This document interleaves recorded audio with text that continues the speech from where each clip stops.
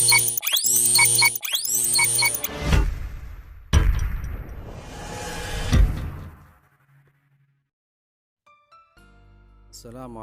warahmatullahi wabarakatuh. Ya, kembali pada kajian kita yang ketiga.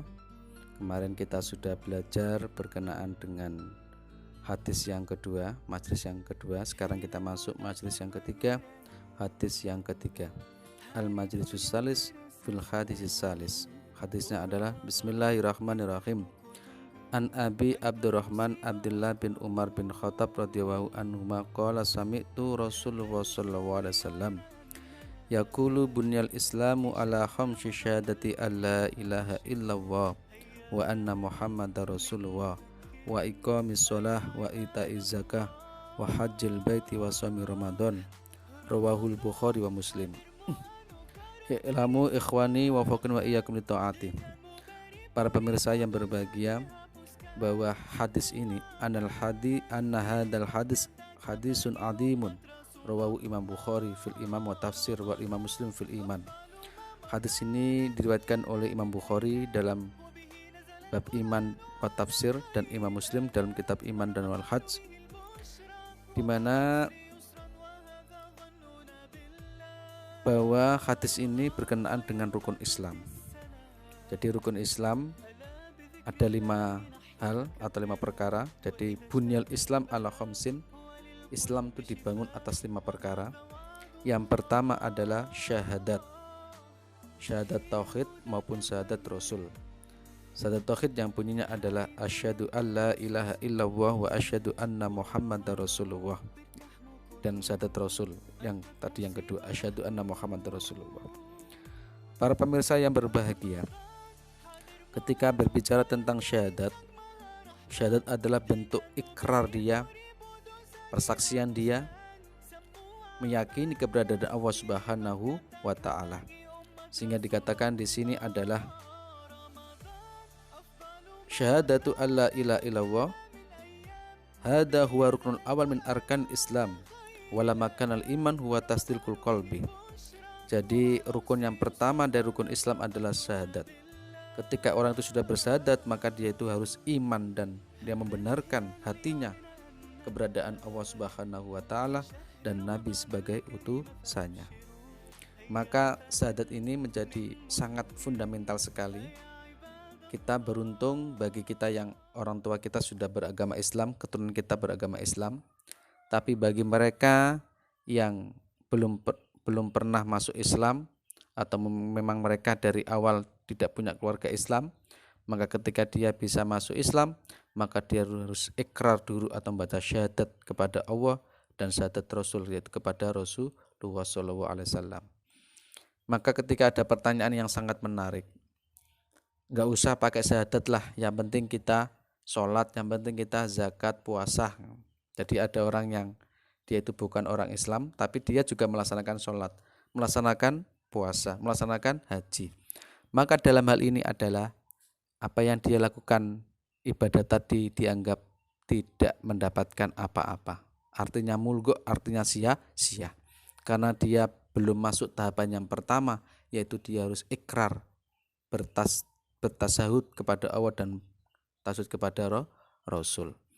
Kalau kita ibaratkan seperti ini. Ketika ada orang yang masuk sekolah, dia tidak pernah daftar sekolah, dia tidak pernah menyerahkan data diri ke sekolah, langsung dia masuk saja, pakai seragam masuk saja ke sekolah. Maka apakah besok ketika sudah masuk kategori, sudah di puncak dari akhir pembelajarannya atau di puncak dari kelulusannya, apakah nanti dia mendapatkan ijazah?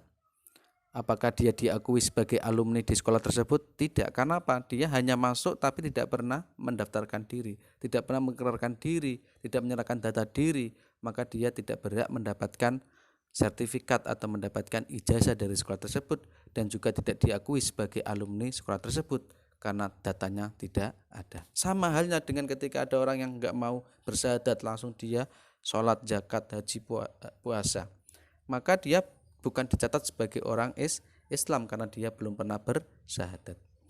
Para hadirin rahimakumullah, para pemirsa yang berbahagia dimanapun Anda berada. Selanjutnya adalah rukun Islam yang kedua adalah wa iqamis shalah. Di sini disebut sebagai hafidhu ala shalah atau jagalah salat. Para pemirsa yang berbahagia, ketika berbicara tentang begitu urgensinya, pentingnya salat, maka tidak salah ketika salat pun disyariatkan kepada Nabi Muhammad SAW begitu istimewa. Kalau kita melihat ibadah zakat disampaikan kepada Nabi lewat malaikat Jibril atau atau melalui wahyu Allah. Haji juga sama, melalui wahyu malaikat Jibril sebagai pengantarnya.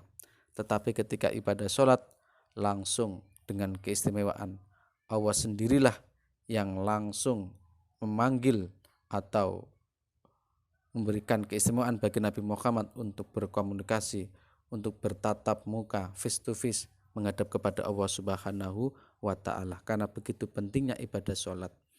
Kalau kita melihat ibadah sholat yang lainnya, ibadah-ibadah yang lainnya, ibadah sholat itu merupakan salah satu cara kita bisa berkomunikasi kepada Allah Subhanahu wa ta'ala. Karena ibadah sholat dituntut harus dengan khusyuk, dengan tunduk, semua label keduniaan, semua pangkat jabatan ditinggalkan, karena semuanya fokus di hadapan Allah Subhanahu wa ta'ala. Inilah pentingnya ibadah sholat kita. Maka dia mengatakan ketika sholatnya orang itu baik, sholatnya benar, maka akan menghasilkan suatu perilaku yang baik. Karena janji Allah, inna sholata tanha anil faksya'i wal mungkar. Sesungguhnya sholat itu bisa mencegah perbuatan keji dan mungkar. Maka ketika ada pertanyaan, dia sudah rajin ibadah sholat, tidak pernah meninggalkan sunnah-sunnahnya, sholat sunat juga dia lakukan, malam, pagi, hari dia lakukan, tapi kenapa dia masih bejat? Berarti ada yang salah dengan ibadah sholatnya, ada yang salah terhadap rukun-rukunnya, terhadap sesuatu yang berhubungan dengan sholat itu sendiri baginya. Para pemirsa yang berbahagia, sementara rukun Islam yang ketiga adalah wa ita'iz zakah, yaitu menunaikan zakat. Para pemirsa yang berbahagia, kita tahu bahwa agama Islam bukan hanya sebatas agama, tapi juga agama yang sangat peduli kepada sesama. Dibuktikan dengan diwajibkan umat Islam untuk menunaikan ibadah zakat. Ya, kalau zakat fitrah semuanya harus menunaikan ibadah zakat fitrah. Dan zakat mal diberikan kepada mereka yang mempunyai usaha, mereka yang sudah mempunyai kekayaan, yang sudah melebihi nisab, maka diwajibkan bayar zakat. Dan itu bukan hanya kembali kepada Allah, tapi kembali kepada sesama manusia. Karena apa? Di balik harta yang dimiliki orang kaya itu ada hak dari orang-orang miskin, maka dia harus tunaikan untuk berbagi kepada sesama. Inilah sebuah ajaran agama yang begitu peduli kepada sesama, peduli kepada sosial yang sangat tinggi. Dan kita tentunya agama Islam merupakan agama yang sangat memperhatikan keberadaan orang-orang yang tidak mampu.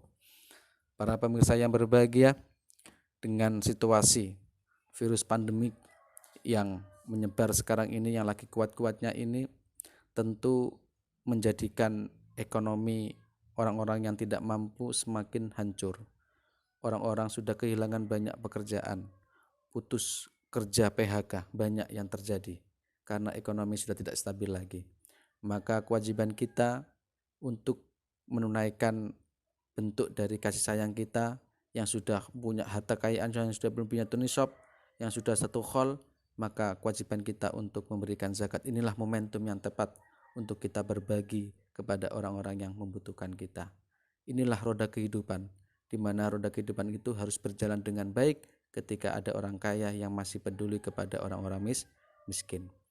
Dan kebanyakan kalau kita melihat fenomena yang dahulu-dahulu bayar zakat mal biasanya dibayarkan setelah atau mendekati Hari Raya Idul Fitri, tetapi ini pun sudah saatnya bisa, karena kalau zakat mal itu tidak hanya waktunya diberikan kepada mendekati Lebaran, tapi kalau zakat fitrah memang harus tanggal 1 Ramadan sampai sebelum sholat Idul Fitri.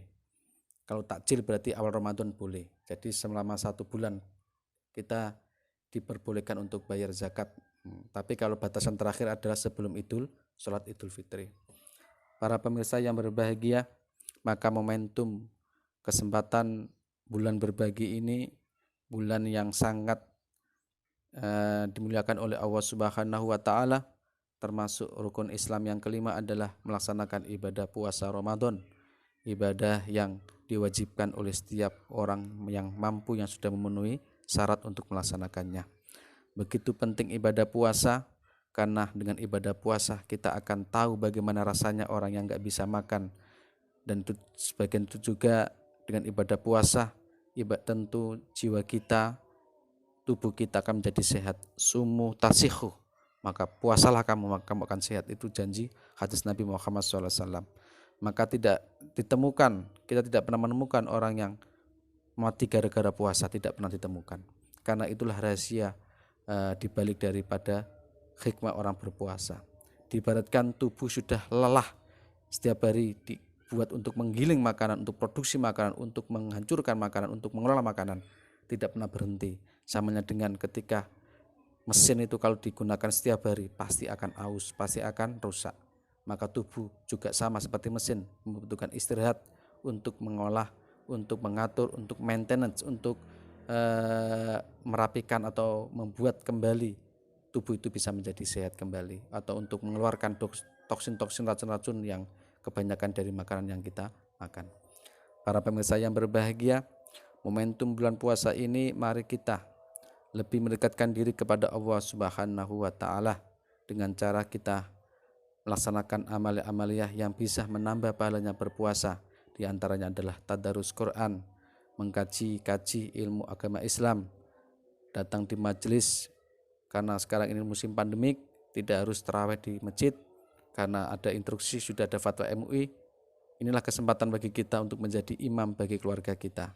Memang bulan puasa ini puasa yang sangat istimewa sekali, semuanya dilakukan di rumah, tetapi itu pun tidak bisa mempengaruhi atau tidak bisa mengurangi